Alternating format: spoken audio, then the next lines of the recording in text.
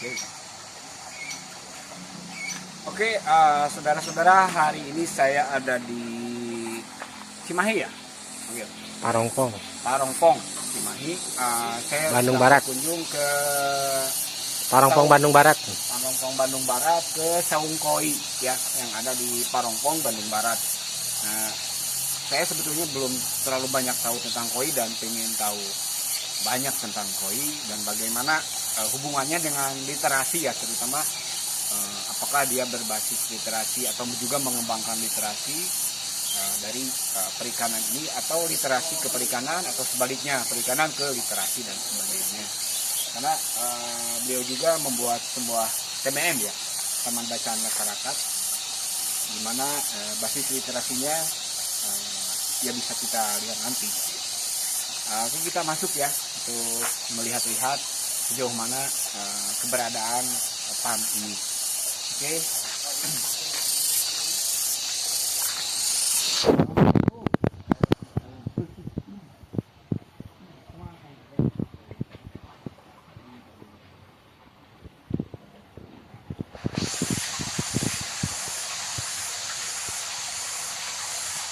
Ini kawannya ini jenisnya mau banyak nih.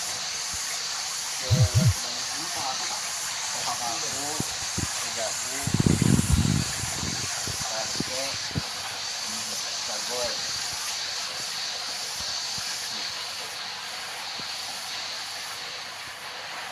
Iya, dulu ngobrolnya di mana nih? Akhirnya di sini. Yuk, Ya kan, saya ada yang di Budiman ya, kebetulan saya jalan-jalan melihat dan melihat perkembangan dunia perkoian gitu ya. Oh iya, namanya siapa ya? Nama Roni apa? Roni Sanusi. Sudah lama di dunia perkoian ini. Kalau saya dari mungkin ada 10 tahun ke belakang Pak. Cuman di rumah haji kalau di sini saya jualan dari 3 tahun atau jualan ke Sulawesi. Dulunya ada latar ikan lain. Dulu dari ikan gapi sama cupang. Cuman pindah ke Sekarang pindah ke alasannya apa tuh? karena lebih Menguntungkan apa? Atau lebih cocok? lebih cocok. Kalau menguntungkan lah sama juga di cupang juga menguntungkan, cuman lebih cepat dan enak di kandang ya Pak. Segar sudah di senang di proses, jadi lebih terbuka lah gitu Pak lihatnya. Ini berapa jenis yang dikembangkan di sini? Kalau di sini dikembangkannya cuma fokusnya cuma satu jenis, di jenis itu aja Jaku. Itu kisaran harganya kalau kita jual ya, dari harga berapa sampai berapa nih? Nah kalau buat varian harga di koi kan nggak ada patokan ya Pak. Cuman kalau yang standar aja biasanya dari 50 sampai 100 ribu, ukuran 15 sampai 20 cm. Paling mahal berapa yang dijual? Yang paling mahal dijual ada yang 30, paling mahal 30 lah kalau buat sekarang. Kopi yang ada itu 30 juta, 30. Impor 60 deku sama paket. Pahamnya sama paket. Nah, kalau di sini jual indukan juga? Jual, bisa jual indukan. Kalau misalnya lagi ada stok, paling ada yang nanya gitu. Punya stok indukan enggak? Ya, yang ada paling 30. Cuman buat saat ini karena kan fokus spesialisnya bukan spesialis ya, jadi orang banyak yang sini ya nyarinya yang 30, jadi 30 indukannya juga sudah mulai kosong. Tinggal sedikit lah, baru mulai kembang biakan, paling nanti udah beres puasa baru panen lagi. Jadi kalau yang ini apa, yang ada grade-grade-nya gitu, ada Pak? Kalau ini grade bisa disebut juga lah, berapa? Ada ABC gitu? Ada. Jadi kalau di koi ada SI, I, show quality, high quality, A, B. Nah udah B itu udah paling lumayan. Kalau B, kalau C itu ya buat pasar-pasar biasa aja lah Pak, buat anak-anak kecil kayak gitu. Atau pemula Mobil pemula. ngalir gitu kan. Yang grade C itu patokannya apa dia grade C? Dari pola Warna, warna, bentuk. ya agak yang kurang bagus. Tapi kalau kitanya lebih teliti, pasti dari C itu bisa ada yang S B atau PSB juga. Ketika sortirnya ya. Kalau sortir usia 2 2 minggu Pak. 2 minggu udah disortir, Udah kelihatan. Udah kalau yang pola udah kelihatan. Cuma kalau yang polosan nanti di 2 bulan atau 3 bulan sortir lagi. Jadi di sortir awal, pertama, kedua, ketiga. Nanti kita ada 3 kali sortir untuk menentukan kualitas atau grade-nya Pak. Siap. Aku ya. Saudara-saudara, hari ini saya bertemu dengan mungkin breeder juga ya, Kang? Ya, Breeder. Untuk namanya siapa, Kang? saya Haji Dadang. Haji Dadang, Dadang apa tuh misalnya? Dadang sorry, Dadang Ya. apa? Haji Dadang Mukti. Dadang Mukti. Iya. Nggak ada Instagram Saungkoy. Saungkoy. Saungkoy. Saungkoy Bandung. Saungkoy Saungkoy Bandung. Saungkoy Bandung. Oke, ya, nanti kalau di Instagramnya Anda silakan untuk mengetahui kualitas ikan di sini, misalnya di Instagramnya Saungkoy Bandung. Sudah lama jadi breeder? Saya dari 2010 mulai belajar khususnya di ikan koi. Tapi pernah juga mencoba ikan-ikan hias yang lain. Seperti ketika ramenya aquascape. Juga pernah coba ya ikan-ikan aquascape. Ternyata kalau di sini khususnya untuk daerah ini tidak cocok untuk pembesaran. Kalau untuk hanya sekedar hobi mah bisa aja. Ini lebih cocok airnya tuh ke Iya, koi gitu ya. lebih cocok ke koi aja. Sebenarnya persoalan kesulitan di breeder apa nih di sini? Kalau di Biasa sini aja. sulit ini kan lahan aja, Olahan. lahan sama air.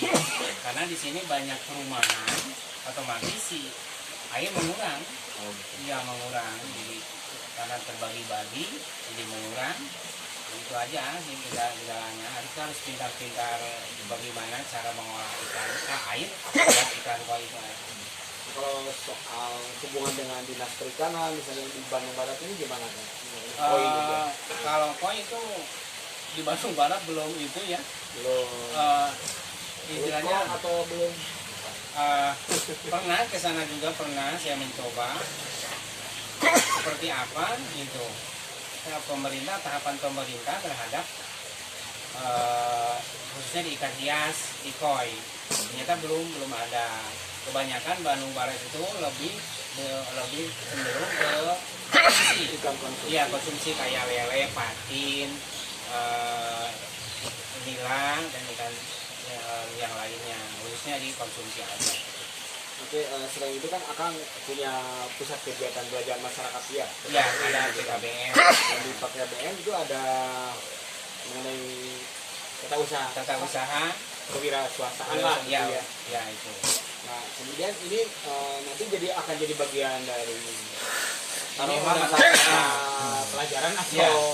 Ini udah jadi program, program lah ya, ya. udah jadi program di PKBM, udah jadi program. Ada yang minat tentang ikan koi, usaha di ikan koi, nah PKBM ada pelatihan. Nah, minatnya tadi minat itu peserta itu Minat peserta itu balik lagi ke pesertanya. dasarnya harus Harusnya hobi Jadi dulu. harus ada dasar hobi Ya. dulu ya. Kalau ini kan karena usahanya di hobi. Nah, kalau nggak ada dasar hobi, biasanya orang tidak menekuni dengan serius lah itu nama. Tapi kalau didasari dengan hobi, Kecintaan. hobi, nah baru terasa oh ini menguntungkan, oh ini bisa jadi usaha, ini bisa jadi usaha utama atau sampingan gitu. Yang intinya ya karena orang itu harus dasarnya dari hobi dulu lah, karena hobi. Didalami karena kalau dari bisnis. Kalau bisnis biasanya kita rugi itu biasa langsung putus ya udah aja lah. Rugi udah nggak ke hati misalkan. Tapi kalau hobi mah beda. karena hobi terus dijalani karena hobi, akhirnya ketemu. Nah itulah karena hobi. Ya. Kalau belajar koi sendiri dari buku atau dari mana nih awal-awal? Kalau awal biasanya Iya. dulunya saya dari gaul ya, dulunya gaul ya. Nah hobi saya sering mengunjungi peternak sama seller. Nah saya tanya-tanya masalah gimana cara peternak, bagaimana cara mengurus. Nah kesini-kesininya baca-baca di majalah ya gitu. Pak Trubus kayak gitu. Itu ada apa khusus ada Koi majalah khusus, koi ya, majalah koi. majalah koi. Dari situ mungkin ada apa ya, pengetahuan baru gitu. Sebenarnya itu lebih itu mah pengalaman Pengalaman. ya, pengalaman yang lebih menyerap. Sebenarnya pendidikan di seperti ini mah pengalaman gitu. Contohnya seperti mengatasi salah satu penyakit. Nah kalau itu kadang-kadang kalau di buku seperti ini, nah prakteknya kadang-kadang lain. gitu ya. Lebih cenderung saya ngambilnya dari pengalaman aja. Kalau buku biasanya hanya dasar aja. Jadi ada yang baru lagi mungkin ya, karena yang menampung pengalaman-pengalaman Iya. sebelum ya Iya. betul seperti itu. Nah, mungkin ke depan di PKBN akan ada pengetahuan mengenai atau buku mengenai koi Ya. misalnya dulu itu. Di PKBM itu di program PKBM saya udah dirancang dari mulai ternak itu dipelajari juga sama mengatasi penyakit-penyakit juga. Kalau kita ngasih pelajaran hanya apa ya, tidak sampai ke syarat pengolahannya juga, itu ribet juga sih. Nah, kalau sekarang nih kalau tahun 2021 ini apa ya, istilahnya tren atau persoalan yang paling banyak menghinggapi peternak apa nih? Pemasaran kah atau penyakit kah atau apa? Biasanya sih kalau itu kan penyakit suhu sih di sini yang lebih itu suhu, karena di sini kan di Indonesia itu sekarang nggak menentu. Nah contohnya gini aja, kita lagi pemijahan suhunya di sekian. Nah ketika netes suhunya berubah. Nah itu yang jadi gejala. Kalau dulu mah suhunya tetap gitu. Misalkan kalau musim kemarau ya kemarau gitu. Kalau musim hujan ya penghujan. Kalau sekarang kan nggak ada.